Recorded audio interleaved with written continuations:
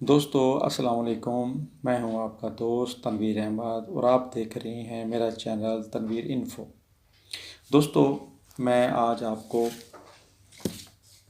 گوادر کی فاتح پاکستان کی ایک گمنام ہیرو اور محسنہ پاکستان جس کو شاید 20 کروڑ عوام میں سے کوئی جانتا ہو اس کے متعلق بتاؤں گا۔ پاکستان کے لیے لازوال محبت و ایثار کا جذبہ رکھنے والی ایک عظیم خاتون جس نے اپنے مد مقابل 4 عالمی طاقتوں سے ایک قانونی جنگ لڑ کر 15 لاکھ ایکڑ سے زائد رقبہ پر مشتمل گوادر جیسی اہم ترین کوسٹل اسٹیٹ پاکستان میں ضم کروائی تھی۔ گوادر دو بلوچی الفاظ گواد بمانی کھلی ہوا اور در بمانی دروازہ کا مرکب ہے جو عرف عام میں گوادر کہلاتا ہے۔ گوادر اسٹیٹ 18ویں صدی کے خان افقلات میر نصیر نوری بلوچ کی ملکیت تھی، لیکن اس علاقے پر اپنا تسلط قائم رکھنا خان صاحب کے لیے کافی مشکل ثابت ہو رہا تھا، جس کی وجہ سے گچکی قبائل کی شورشیں تھیں کیونکہ ماضی میں وہ بھی اس علاقے کے حکمران رہ چکے تھے اور اسے واپس حاصل کرنا چاہتے تھے۔ خان صاحب نے اس کا حل یہ نکالا کہ ایک معاہدے کے تحت اس علاقے کا کنٹرول ہی گچکی قوم کے ہاتھ میں دے دیا تاکہ اس علاقے میں امن قائم رہے۔ معاہدے کے تحت یہ طے پایا کہ یہ علاقہ خان افقلات کی جاگیر میں ہی شامل رہے گا اور اس کا آدھا ریونیو خان صاحب کو دیا جائے گا، لیکن اس کا انتظام سارا گچکی قبائل کے ہاتھ میں رہے گا۔ یہ معاہدہ 1783 تک قائم رہا۔ 1783 میں عمان کا حکمران اپنے بھائی سے شکست کھا کر دربدر ہوا تو اس نے خان افقلات سے جائے پناہ کی درخواست کی۔ اس کی درخواست قبول کرتے ہوئے ایک نئے معاہدے کے تحت 2400 مربع میل پر پھیلا ہوا یہ انگلو سلطان آف عمان کو سونپ دیا گیا۔ اس نئے معاہدے کی روح سے یہ طے پایا کہ گوادر حسب دستور خان افقلات کی جاگیر میں شامل رہے گا اور اس کا کنٹرول بھی حسب سابق گچکی ستاروں کے پاس ہی رہے گا۔ البتہ ریونیو کا وہ آدھا حصہ جو خان صاحب کو جاتا ہے وہ اب خیر سگالی کے طور پر سلطان آف عمان کو دیا جائے گا تاکہ وہ اپنی گزر اوقات بآسانی کر سکے۔ تاہم جب سلطان کو اس کو جائے پناہ کی ضرورت نہ رہے تو اس کے تمام حقوق بھی حسب سابق خان افقلات کو واپس چلے جائیں گے۔ قریباً 15 سال بعد عمان پر دوبارہ فتح پانے کے بعد سلطان اپنے پایا تخت واپس لوٹ گیا، لیکن گوادر کو حسب معمول اس نے اپنے ہاتھ ہی میں رکھا۔ خان صاحب شاید اس دوران فوت ہو گئے یا مروتاً قبضہ نہیں مانگا۔ بہرحال تقریباً 10 سال بعد جب سلطان کی وفات ہو گئی تو خان صاحب کے ورثاء نے گوادر کی حوالگی کا مطالبہ کر دیا۔ حکومت عمان کے انکار پر انہوں نے بزور قوت قبضہ کر لیا، لیکن انصاف کرنے کے بجائے اس وقت کے سلطان آف عمان نے اپنے لیے کچھ مراعات لے کر کلات خاندان کا یہ دعویٰ یہ کہہ کر عارضی طور پر مسترد کر دیا کہ بعض دیگر گواہیاں بھی ان کے سامنے آ رہی ہیں جس کے مطابق یہ علاقہ عرصہ دراز سے سلطنت آف عمان کی جاگیر ہے۔ بہرحال حتمی فیصلہ کسی کے حق میں نہیں کیا گیا کیونکہ یہ معاہدہ برطانیہ کی حکومت کر رہی تھی۔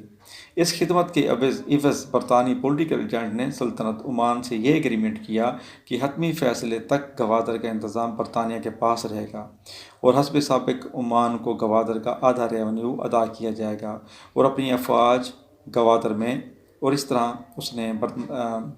طرح برطانوی حکومت نے اپنی افواج گوادر میں داخل کر دیں۔ یوں تقریباً 125 سال تک برطانیہ اس علاقے پر قابض رہا۔ قیام پاکستان کے بعد اس وقت کے خان افقلات نے جب اپنی جاگیریں پاکستان میں ضم کر دی تو پاکستان نے اسٹیک ہولڈرز سے گوادر کا معاملہ اٹھایا مگر کوئی سنوائی نہ ہوئی۔ پھر جب ایک امریکی سروے کمپنی نے بتایا کہ گوادر کی بندرگاہ بڑے بڑے جہازوں کے لنگر انداز ہونے کے لیے بہت آئیڈیل ہے، علاوہ ازیں اس بندرگاہ سے سالانہ لاکھوں ٹن ایکسپورٹ ایبل سمندری خوراک بھی حاصل کی جا سکتی ہے۔ اس میں 35 اقسام کی مچھلیاں پائی جاتی ہیں۔ اس بات کی بھنک جب ایران کو پڑی تو انہوں نے 4 بہار کے ساتھ اسے ملانے کا فیصلہ کر لیا۔ ایران میں ان دنوں شاہ ایران کا طوطی بولتا تھا اور CIS کی پشت پناہی تھی جو صدر نکسن کے ذریعے برطانیہ پر مسلسل دباؤ ڈال رہی تھی کہ گوادر کو شاہ ایران کے حوالے کر دیا جائے۔ لیکن جب ملک فیروز خانوں نے وزارت خارجہ سنبھالی تو ہر قیمت پر گوادر کو آزاد کروانے کا عہد کیا اور باریک بینی سے تمام تاریخی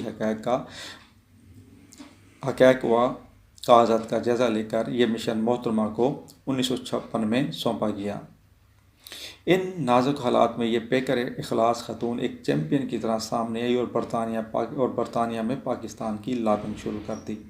انہوں نے بھرپور ہوم ورک کر کے یہ کیس برطانیہ کے سامنے رکھا تاکہ ہاؤس آف لارڈ سے منظوری لے کر گوادر کا قبضہ واپس لیا جائے۔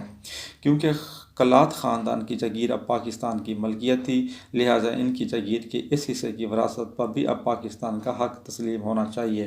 نیز یہ کہ پاکستان وہ تمام جاگیریں منسوخ کر چکا ہے جو ریونیو شیئرنگ یا معاوضے کی بنیاد پر حکومت برطانیہ نے بانٹی تھی۔ نیز یہ کہ اگر ہم قانون سے گوادر کی جاگیر منسوخ کر کے فوج کشی سے واگزار کرا لیں تو کامن ویلتھ کا ممبر ہونے کی وجہ سے برطانیہ ہمارے اوپر حملہ بھی نہیں کر سکتا۔ محترمہ نے 2 سال پر محیط یہ جنگ تلوار کی بجائے محض قلم، دلائل اور گفت و شنید سے جیتی، جس میں برطانیہ کے وزیر اعظم میکملٹن جو ملک صاحب کے دوست تھے، انہوں نے کلیدی رول ادا کیا۔ محترمہ نے 2 سال پر محیط یہ جنگ تلوار کی بجائے صرف محض قلم اور دلائل سے جیتی کہ سلطان سعید بن تیمور نے اس ٹائم حامی تو بھر لی مگر سودے بازی کا اندھیا دیا۔ ملک صاحب جب وزیر اعظم بنے تو انہوں نے گوادر کے معاملے میں ابھی نہیں یا کبھی نہیں کا نعرہ لگایا۔ 6 ماہ کے اعصاب شکن مذاکرات کے بعد عمان نے $3 ملین کی عوض گوادر کا قبضہ پاکستان کے حوالے کرنے پر رضامندی ظاہر کر دی، مگر اتنی بڑی رقم کا انتظام اس زمانے میں بہت مشکل تھا۔ یہ بات جب پرنس کریم آغا خان کے علم میں آئی تو ساری رقم ہز ہائنس پرنس کریم آغا خان نے ہی عطا کی تھی۔ تو دوستو، آج ہر کوئی گوادر پورٹ اور سی پیک کا کریڈٹ تو لینا چاہتا ہے، مگر اس عظیم محسن پاکستان کا نام کوئی نہیں جانتا، جس نے دنیا کے 4 طاقتور اسٹیک ہولڈرز برطانوی پارلیمنٹ، CIA، ایران اور عمان سے جنگ لڑی اور کھویا ہوا گوادر واپس پاکستان کی جھولی میں ڈال دیا۔ ان اعلیٰ ظرف ہستیوں نے اپنی اس بے مثال کامیابی کا ملک گیر جشن محض اس لیے نہیں منایا کہ سلطان آف عمان کی عزت نفس مجروح نہ ہو۔ گوادر فتح کرنے والی ملک و قوم کی یہ محسنہ محترمہ وقار النساء نون ہے، جو پاکستان کے 7ویں وزیر اعظم ملک فیروز خان نون کی دوسری بیوی ہیں۔ اس کی عظیم کاوش کا اعتراف نہ کرنا احسان فراموشی اور انہیں قوم سے متعارف نہ کرانا ایک بے حسی کے سوا کچھ نہیں ہے۔ محترمہ کا سابق نام وکٹوریہ ریکھی تھا، آسٹریا میں پیدا ہوئی، تعلیم و تربیت برطانیہ میں ہوئی۔ ملک فیروز خان جب برطانیہ میں حکومت ہند کے کمشنر تھے تب ان سے ملاقات ہوئی۔ ملک صاحب کی دعوت پر حلقہ بگوش اسلام ہو کر بمبئی میں ان کے ساتھ شادی کی اور اپنا نام وکٹوریہ سے وقار النساء نون رکھ لیا۔ پیار سے انہیں وکی نون بھی کہا جاتا ہے۔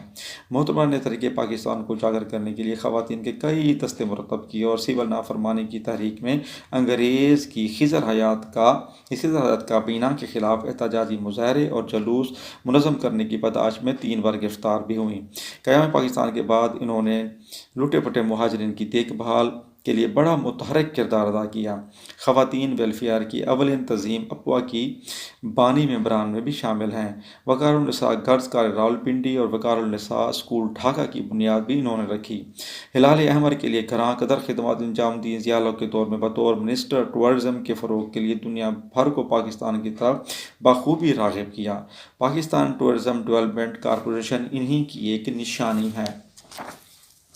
دوستو، پاکستان کی محبت میں ان کا جذبہ بڑھاپے میں بھی سرد نہ پڑا۔ برطانیہ میں مقیم ان کی بے اولاد بہن کی جائیداد جب انہیں منتقل ہوئی تو اس فنڈ سے انہوں نے وکی نون ایجوکیشنل فاؤنڈیشن قائم کیا، جو آج بھی سماجی خدمات کا چراغ جلائے ہوئے ہیں۔ محترمہ کی وصیت کے مطابق اس فنڈ کا ایک حصہ ان نادار مگر ذہین طلباء کو آکسفورڈ جیسے تعلیم دلوانے پر خرچ ہوتا ہے اور جو واپس آ کر اس مملکت کی خدمت کرنے پر راضی ہوتے ہیں۔ محترمہ وقار النساء نون طویل علالت کے بعد 16 جنوری 2000 میں اپنے خالق حقیقی سے جا ملی۔ ایک عمرہ کرنے کے بعد انہوں نے وصیت کی تھی کہ مجھے غیر سمجھ کر چھوڑ نہ دینا، بلکہ میری تدفین بھی ایک کلمہ گو مسلمان کی طرح انجام دینا۔ محترمہ کی اپنی کوئی اولاد نہ تھی، ان کی حقیقی اولاد وہ پاکستانی ہیں جو حب الوطنی میں ان کے نقش قدم پر چلتے ہیں۔ محترمہ کو گوادر فتح کرنے پر 1959 میں سرکار کا سب سے بڑا سول اعزاز نشان امتیاز عطا کیا گیا، مگر ان کا اصل انعام وہ عزت و احترام ہے جو ہم بطور قوم انہیں دے سکتے ہیں۔ تو دوستو، میرے نیو انفارمیٹیو ویڈیوز کو دیکھنے کے لیے میرے چینل کو سبسکرائب کرنا مت بھولیے گا۔ اجازت دیجیے، اللہ حافظ.